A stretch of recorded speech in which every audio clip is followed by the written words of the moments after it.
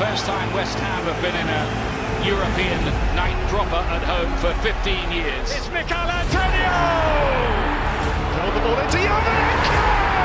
Bowen was arriving, he's got a chance, Bowen! And West Ham United have the lead! Jared Bowen, 10 against 11! They don't care, they're one up! Hello. And welcome to the West Ham season review, for the 2021-22 season. Now, before we get into it, like, comment, subscribe and all of that. Buy my DVD. This is not a request, it's an order. It includes an alternative commentary from all 57 West Ham games this season, as well as an alternative commentary from Mark Noble's testimonial, which is only available on this DVD. Any other information you may need is on the website. So, what are you waiting for? Go order a DVD, 2 DVDs, 10, 20, go and order 100 DVDs. You quite literally have no other choice. Right, now let's get into the season review. West Ham went into the 21-22 season with a feeling of excitement, and also optimism, which was the complete opposite of the previous season. However, this season was always going to be different, as we'd qualified for the group stages of the Europa League. West Ham United. Which meant we would have even more fixture congestion. Thankfully, we didn't have Jurgen Klopp in charge. Otherwise we would have heard non-stop moaning, and our players would have miraculously become devastatingly asthmatic. So, West Ham went into the transfer market, and picked up Kurt Zouma to strengthen the defense. Nikola Vlasic came in as a replacement for Jesse Lingard. Alphonse Areola came in on loan from PSG, to push Lucas Fabianski, and to also play in the cup competitions. Alex Kral also came in on loan, purely because he has some funny looking hair. So that's what it should look like, and that's the one that you've been given. Yeah, this is transfer and this is just loan. And in terms of departures, there wasn't really many. Balbuena left after his contract ran out. Winston Reid left by mutual consent, after missing the last 26 years due to injury. And Felipe Anderson, who, after purchasing for 40-odd million from Lazio, just 3 years prior, we sold him back to Lazio, for about 3 million. Brilliant negotiations from West Ham yet again. We want everything. We'll give you nothing. We want something. Deal. Mark Noble also announced that after 17 years of playing in the first team for West Ham, this season would be his last.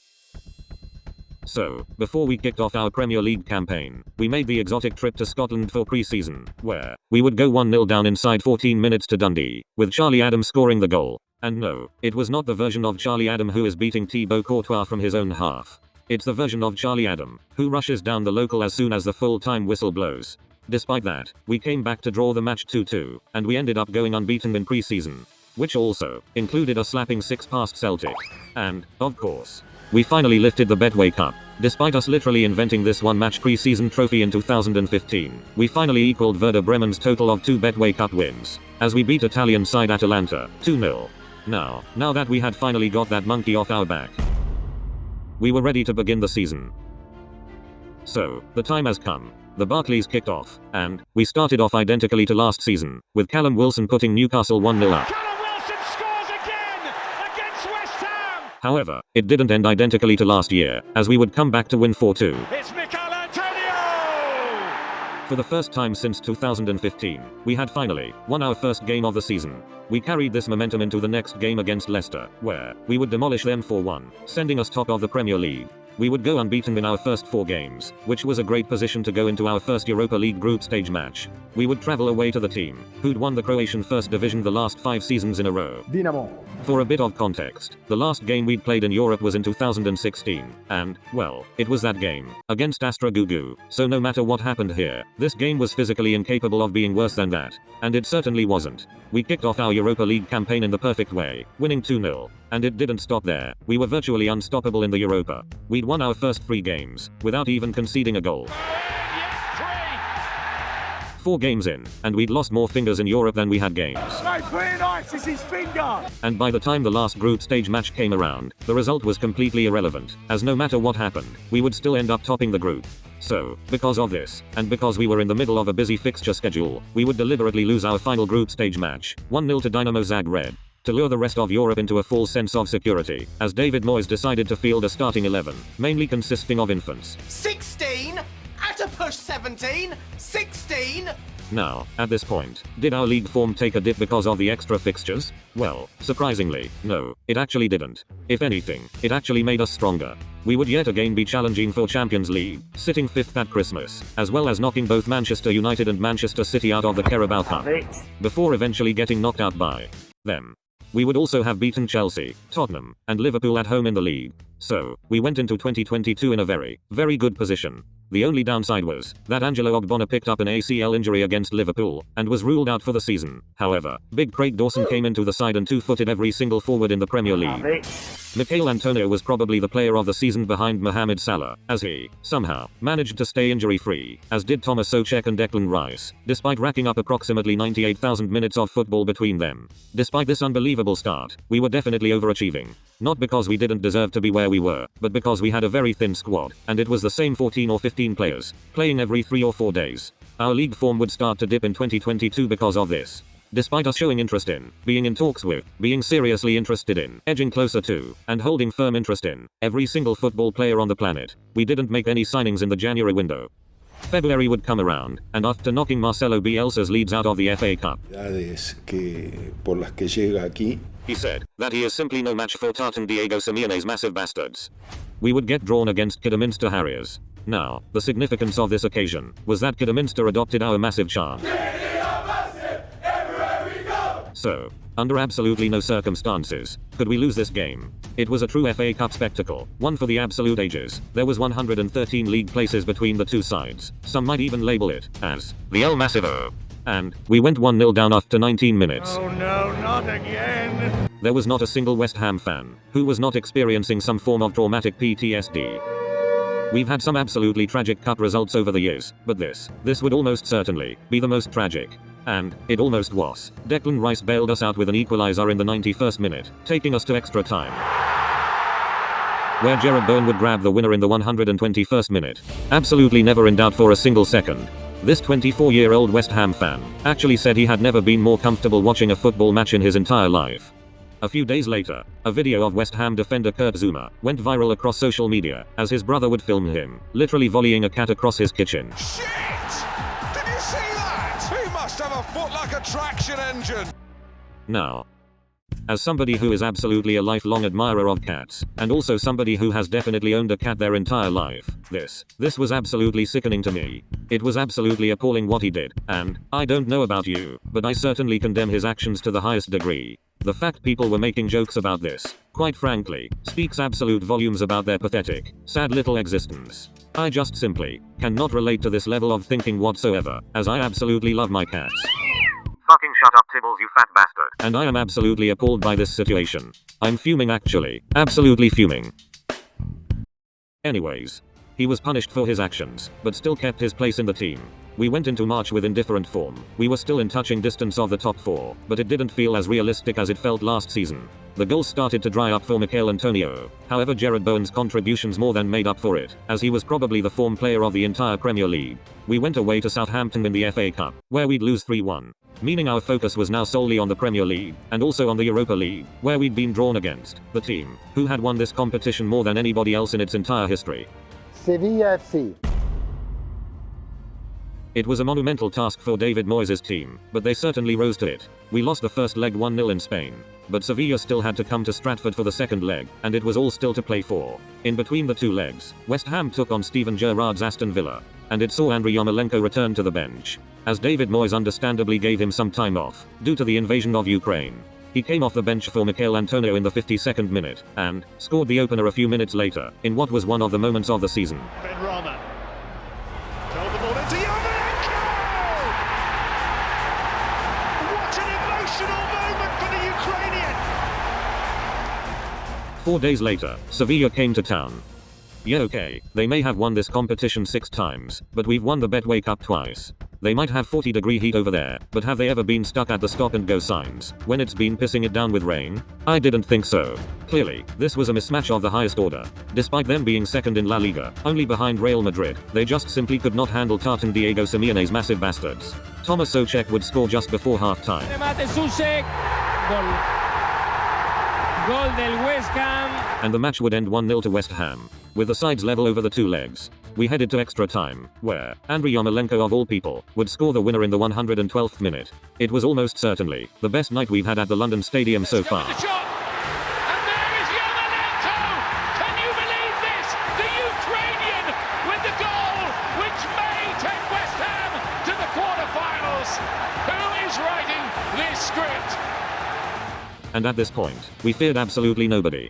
Next up for West Ham in the Europa was a club who 2 years prior knocked Juventus and Manchester City out of the Champions League to reach the semi-finals. Olympique Lyonnais. It was certainly not going to be an easy task for West Ham, and with a convicted match fixer as the referee, what could possibly go wrong? Well, absolutely f***ing everything. Moussa Dembele conned the referee into sending off Aaron Cresswell just before half-time. It was at this moment that he knew. And let me tell you, he was absolutely fuming about it. But that wasn't just it. It was genuinely one of the worst refereeing displays in football history. If I speak, I am in big trouble. It even put the Premier League officiating to shame, and that's really saying something. It was certainly 10 against 12. But, despite hanging in there, and getting a very good result in the circumstances, it just was not our night. We even had a pitch invader run on the pitch, and ruin one of our only second half attacks. Yes, play me through. However, none of this mattered one bit, as we would absolutely demolish them out in France. Big Craig Dawson slapped his fat fucking noggin on one in the 38th minute, to start the demolition. Then Declan Rice added his third Europa League goal of the season, just before half-time, as he gave the badge a lovely French kiss. The second half got underway, and Gerard Bowen ended the game in the 48th minute, as he put West Ham United 3-0 up, in the Europa League quarter-finals. Normally, West Ham fans would absolutely lose their shit, at the mere thought of being 3-0 up. But this time, it was different. We just knew we were gonna win. Half the crowd headed for the exits, as they surrendered to West Ham United. They were begging us for mercy. We were certainly the kings of Lyon. And the other half who stayed in the ground were certainly not happy about the result. Next up, West Ham would face the winner of Barcelona and Eintracht Frankfurt, and, after their stunning display at the Camp Nou, it was a repeat of 1976. As West Ham would face Frankfurt in a European semi-final. And just like it was against Lyon, it certainly was not our night in Stratford. But, for completely different reasons this time round. Because we went 1-0 down in 40 fucking seconds. Suddenly, everything goes out the window. Your tactics, your game plan, and most certainly, your cats. No, not the cats. Definitely not the cats. But it was a complete disaster, and it absolutely suited Frankfurt to the ground. Despite Michail Antonio equalizing, we would travel to Germany 2-1 down, in a match where we would hit the woodwork 3 fucking times. You know what? Not a good result, but you would be a fool to write us out of the tie, especially as Frankfurt's home form in the Bundesliga was genuinely relegation worthy. David Moyes finally chose to rest some players in the league around this time, which saw us drop out of the race for top 4, but we were still definitely in a strong position to secure another top 6 finish. The second leg came around, and the majority of the squad were now well rested. West Ham were 90 minutes away from a trip to Seville for a European final. They just needed to win by 2 goals, or alternatively, they could win by 1 goal and take it to extra time. However, our hopes took a huge dent in the 19th minute, as Aaron Cresswell was shown another red card. Which made a difficult task even more difficult. And just 7 minutes later, Frankfurt would go 1-0 up and give David Moyes an absolutely impossible task. It was just simply not our night. Frustration at what was unfolding in front of him saw David Moyes also pick up a red card. But the ball boy left it short. It was nicely on the volley for me.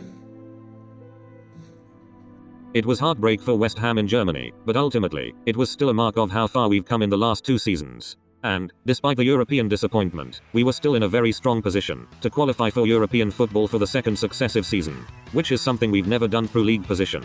We would go on to thrash Norwich 4-0, a few days after the Frankfurt defeat. We would then pick up a 2-2 draw at home to Manchester City, in the penultimate game of the season, in what was Mark Noble's final home game for West Ham.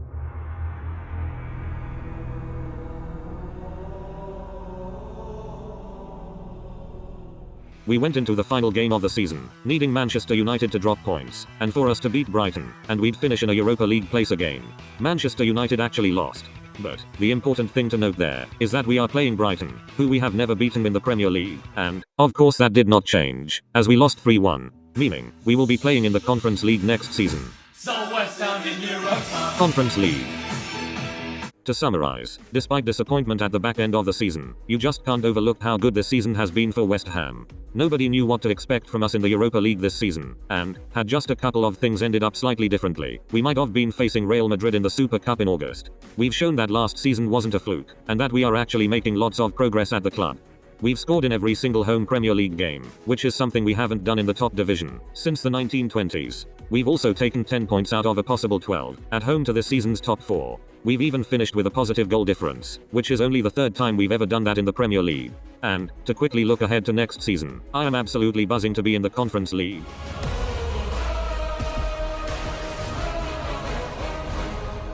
for a few reasons. Firstly, it's more European football for the club, which is going to be very important. Secondly, we actually have a decent chance of winning it, or at the very least, we would be one of the favorites. And lastly, the one that a lot of people are overlooking, is the Winter World Cup. I am telling you now, the Premier League will be an absolute mess. It'll be another 2015-16 season. If it's not West Ham winning the whole thing, then Man City and Liverpool will inevitably be in the top 2. But, other than that, the rest of the league will be absolute carnage. Chelsea and Arsenal could well end up in mid-table. Palace and Brighton could well end up challenging the top 6. Hell, Alexander Mitrovic might even hit 10 Premier League goals. Absolutely anything could happen.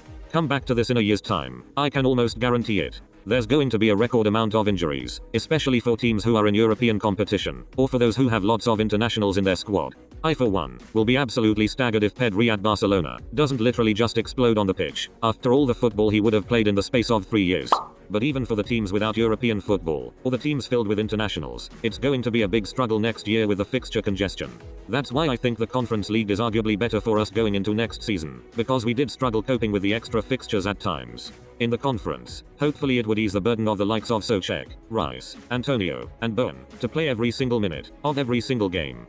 And, the conference is actually a lot more competitive than what some people think. Even some of the smaller clubs, such as Linzer ASK, Bodo Glimt, and Tottenham Hotspur, all gave a good account of themselves throughout the competition. Well, maybe not that last one.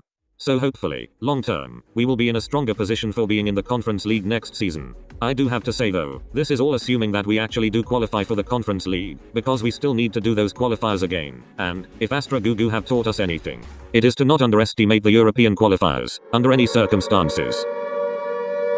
And there we go. That was the West Ham season review for the 21-22 season, with a little bit of a look ahead to next season as well. Don't forget to check the links in the description, and also subscribe, because there may or may not be a new series starting on my channel soon. Something completely different to anything I've ever done before. Now, there's only one thing left to do. Jesus my good friend. Time for the outro. We are fucking massive. Come on you Irons. Subscribe to the West Ham Clips YouTube channel. This can now be placed in your bag. Unexpected item in bagging area. Remove this item before continuing.